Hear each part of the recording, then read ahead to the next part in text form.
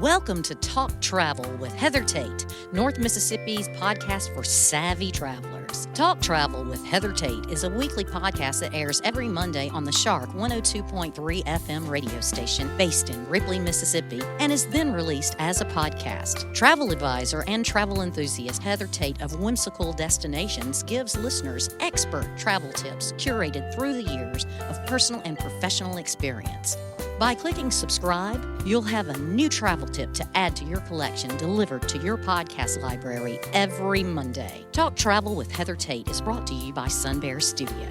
Sun Bear Studio is a boutique recording studio in the heart of Ripley, Mississippi. When you record with us at Sun Bear Studio, we can mix, master, register, and publish your music, your podcast, or your family story. Email us when you're ready at sunbear@jc.media. This program was recorded at Sun Bear Studio in Ripley, Mississippi. Good morning, Northeast Mississippi travelers. This is Heather with Talk Travel with Heather Tate, and I am so excited to share my adventures and tried and true tips with you, whether you are also a seasoned traveler, a hopeful traveler, or currently an armchair traveler, meaning you're going to follow along with us from home for now. This is our 188th episode of Talk Travel with Heather Tate, and this week it is going to be this or that. I am going to share my personal opinion on a this or that, popular travel related. Everything's going to be travel related. And as I was going over this with my 13-year-old son, London, who often likes to jump in and help with my podcast episodes, he started sharing his opinion on the this or that. And we realized that we had different opinions on several of these. And I thought, you know what would be fun? If we did this together. So I have London back with me to do this episode of This or That, Travel Edition. Hey, London. Hello, good morning. So I think it'll be fun because when you're doing the this or that, like you can find these for any topic, but they make great conversation starters. You can also find out who are people you need to be traveling with. And after listening to London and I disagree on some of these, we may wonder how we travel together so well. It's because I don't get a vote in everything. Oh, that's what it is. That's okay because you pick the best things. I do. Okay, so let's get started. We're going to start with an easy one, or maybe it's a hard one. Beach or mountains, London? This or that? Mountains. So I think I'm going to say beach, but only if it's international, like in the Caribbean. If we're talking in the U.S., I'm with you on mountains. Why'd you say mountains? I'm going to say that mountains, at least for me, I don't even know if I'd say they're the better one. I would say they're the easier one, just like domestic, though. Because let's say if you were to go down to Gulf Shores or if you were to go to like a mountain resort, it's a lot easier to go to a mountain resort because then you just literally wake up, get dressed, put on your shoes, and you can start the day. To where if you were to go somewhere on the coast, then I feel like then you have to worry about swim trunks getting washed. I know Dad normally handles that, but still, it's a whole process. This doesn't bother me. So but that at the same time, I feel like you do have a point when you go international. It's like the beauty and getting to experience that culture almost makes it worth the extra work. And I will say this. I like both. So in the Caribbean, if I get my beach with the side of mountains, I'm extra happy. And many of the nations are like that. That's including true. Dominica, Dominica, St. Lucia. I know, so that's what I love. A lot of them. I know, I love both. Okay, all right, move on to the second one. So we kind of agree, but I love both. So, okay, cruise or all inclusive? You've done both. Which did you pick? So I'm gonna say it depends on the cruise, mainly because I love the concept of an all-inclusive as far as, like, you can just go to the swim-up bar whenever you want and order a Coca-Cola or any kind of beverage, and also you can eat a lot. But at the same time, there are many things that are included with a cruise, like your food, your more basic drinks like coffee, tea, lemonade. And I just feel like there's a lot more included with all-inclusives, but then you don't get to see as many places. That's true. You have to decide between, do I want the buffet of places, or do I want to spend more time in one location? And I'm with you. It really makes a difference on the cruise itinerary for me. And I think sometimes it's a combination of the two things. It's getting to go on the cruise and see those places, just like you're saying, the buffet, and be like, oh, okay, I'd order this for my entire meal next time. Basically saying, I love this nation so much, I want to come back here for my entire trip. I know. So I don't know if we really answered that question. I don't know if I can. So 1, 2, 3. All-inclusive. I would say all-inclusive as well, as much as I love cruises. All right, we agree with that one. All right, 1, 2, 3. Disney or Universal? Universal. I think I'd lean Disney still. I think I still lean Disney. Just like how we say it depends. If I want a relaxing trip, though, Universal's more relaxing for me, for sure.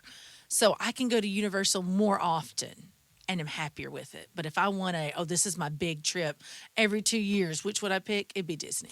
I will say this. I feel like Disney represents more as like a unified brand. I feel like Universal has just so many different things that they slap their name onto. It doesn't feel like a unified brand. Like when I watch Jurassic Park, I don't feel like I'm watching Universal. When I watch Harry Potter, I don't feel like I'm watching Universal. But when I'm watching something like Star Wars, I feel like I'm watching Disney. Or just any other part of Disney. I feel like it's more nostalgic. Oh, I agree. You're able to compare it to the rest, and you're able to select the Disney things, but sometimes not the Universal. I feel like Disney makes me cry more, and Disney is what I think of when I think of parades and shows and pictures with characters. And Universal with you guys, I feel like you're leaning more towards because of the thrills. So okay, I don't know if we're doing so great, but it's fun. All right, this one. Is going to be up your alley because the next two are going to have to do with flights. Yes. Okay. So this is number 4. Would you rather have first class flights and a moderate resort or main cabin flights and a deluxe resort?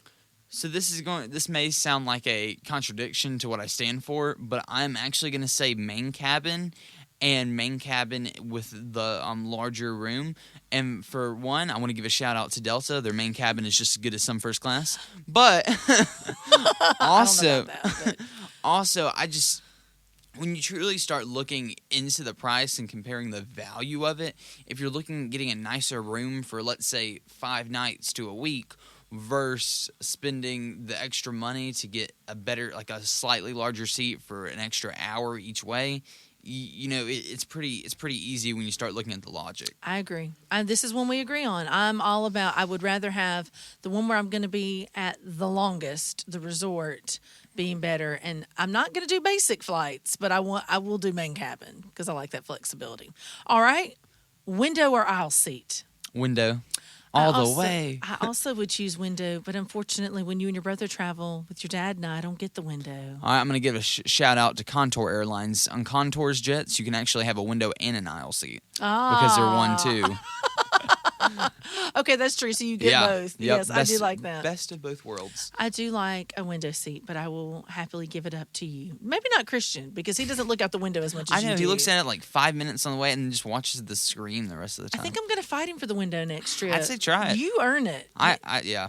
He just sometimes looks out the window, and then the rest of the time he's watching a movie. Okay. I know which one you're going to pick for this. Never be able to fly again or never be able to be on a boat again. I'm going to say, even though it may come as a surprise, never be on a boat again. Wait, so you would want to, so you would get rid of the boat, right? Yes. Okay, yeah, me too, because you can just go more places. I love boats. And I'm not even talking cruise ships. I'm talking yachts, ferries. I love being on the water. But if I had to choose, I'm going to have to pick, to not ever be on a boat again versus never be able to fly. Here's the way I see it. I can swim a lot better than I can fly. Oh, I like that. Mm-hmm. That's true. Same. All right, same. All right. Tropical only or snowy only? Tropical only. Yeah, tropical only for me too. I feel like Mississippi is feeling that. That's right. I don't think anyone's going to pick snowy only after the month we had. All right. I think this is going to be a good one, and I'm almost positive you and I are going to pick the same one. All right, let's see. Would you rather have an epic trip where lots of things go wrong or a boring trip where nothing goes wrong? I would say an epic trip where lots of things go wrong. 100%. You know what your dad and Christian would pick? A boring trip. A boring trip where nothing goes wrong. What? Yeah, that's right. That's exactly what they do, especially your dad. Your dad 100% would pick the boring trip when nothing goes wrong. Wait, did you mean nothing goes wrong? Where the boring trip where nothing goes wrong. Oh, okay. I'm sorry. Yeah. I said everything went wrong. Well, I mean, it didn't have to Sorry. be, the boring trip where nothing goes wrong. Yeah. Or the epic trip where lots of things go Yeah. wrong. We're picking the epic trip? Yep. Same. All the way. All the way. Okay, here's another one. Would you rather travel on a budget for a year or travel in luxury for a month? I would say travel on budget for a year because for several reasons. I feel like when you go to these cultures, you can spend a lot less money and get a more authentic experience. Oh, like I when we went that. to Grenada, we our tour guide took us to the restaurant he eats at currently in his village where he grew up his entire life, and it was like $40 for 5 of us to eat. And like compared to other destinations and the price tag, it was more authentic. It was amazing food, and it was cheap. All right, so I think you convinced me. Like, I would rather travel half the year and be moderate. That's what I would pick, but that wasn't the option. So my first thought was, okay, luxury for a month, and I would just space it out 4 weeks out of the year.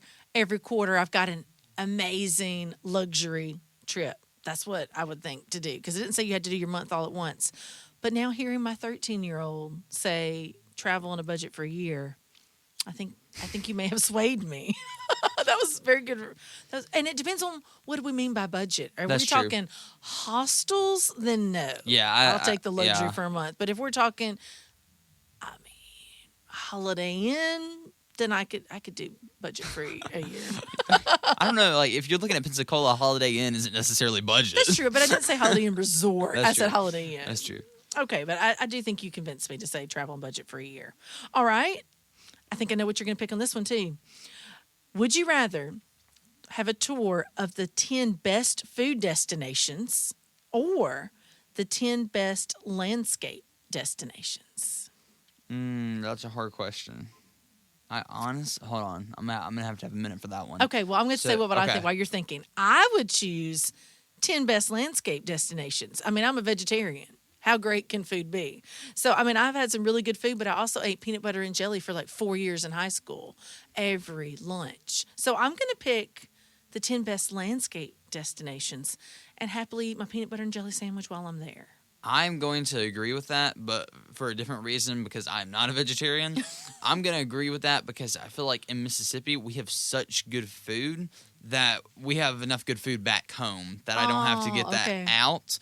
So then, like, you can still enjoy like the pretty the beautiful landscapes, and then maybe just take a little Southern food with me when we leave.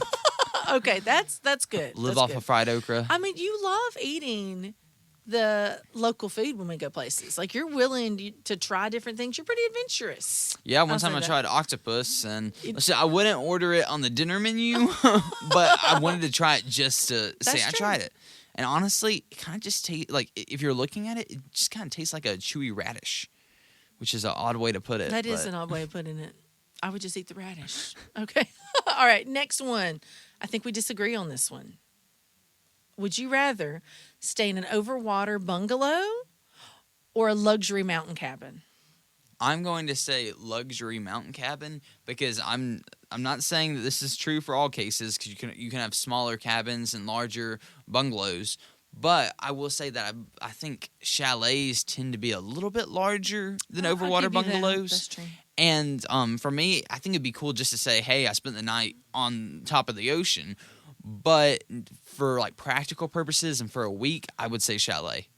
I can see that. Like if I'm saying I'm stuck in an overwater bungalow with you and your brother for a week, that doesn't sound like fun because they're not huge. But if it's just your dad That was and I oddly going, specific. That was oddly specific. Sorry, but if it's just you and your dad and I going, then I'm going to pick the overwater bungalow. I mean, because a mountain cabin's a mountain cabin. They can be beautiful. They're going to have a hot tub. They're going to have beautiful views. I don't have to have like 5-star luxury in my mountain cabin, but I want to be over the ocean.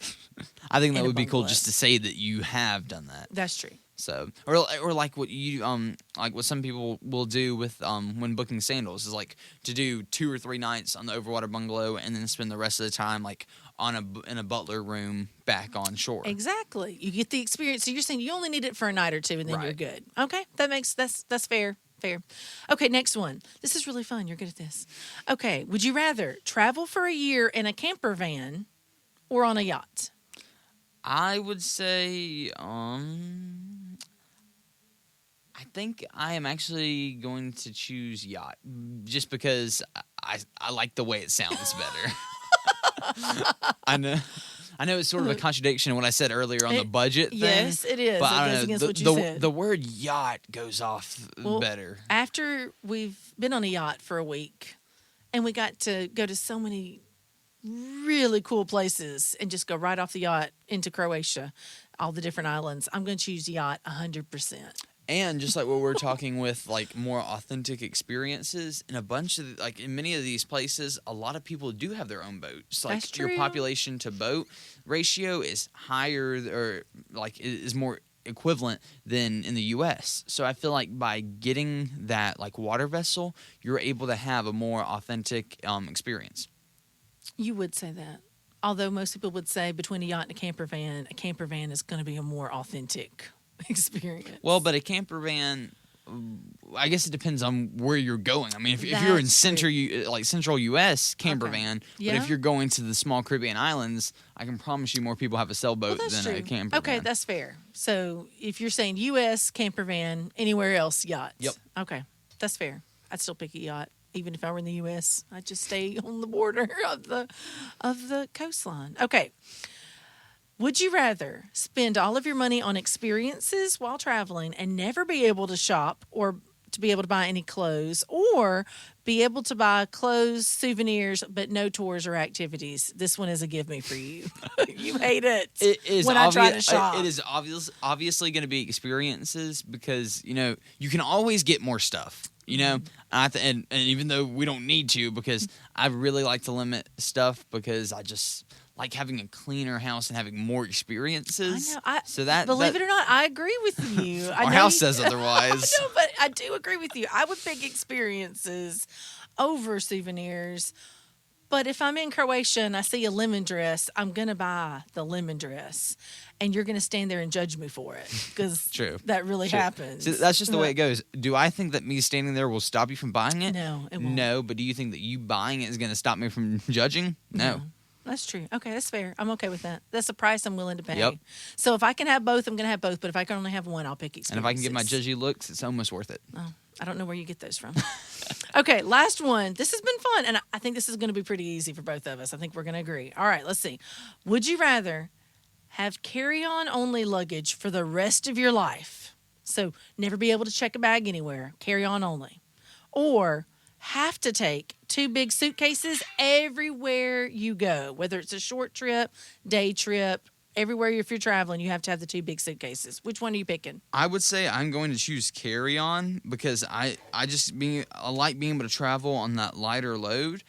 And I feel like that's just the best way to sum it up, because then you're able to go more places. You're not withheld or held back by your load, and I just feel like it's a lot easier. And if you're honest, I think it's because of all of those episodes of Amazing Race we watched together, where they travel lightly, where they could go right? faster. Yeah, because if you're carrying a bunch of stuff, it weighs you down, slows you down. We need to try the roller duffel bags. That's next level. Oh, I don't know if I could do that. I've got my carry-on down, so I would. Maybe that's the next level. That's the next level. You go for that, because you just wear shorts and t-shirts most of the time. Hey, I know. I mean, you're in the Caribbean. What else are you supposed to wear? Okay, well, we're gonna have a hard time seeing if we can fit all of our winter weather clothes when we go to Germany. Let's see if we can do that carry on. That's true. That'll be the real test. Hey, the good thing is you don't have to wear swim trunks. That's true. We can save those. Yeah.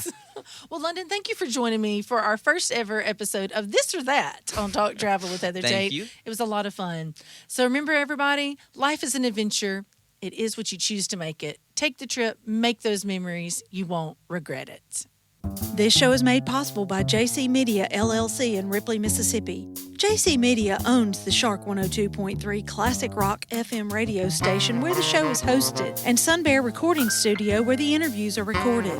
We need your feedback and support. If you listen to the podcast on a player like iTunes, Google Podcasts, or Amazon Music, please subscribe to the show and leave us a review. We also have an email in which you can share your feedback. That email is theshark1023@gmail.com.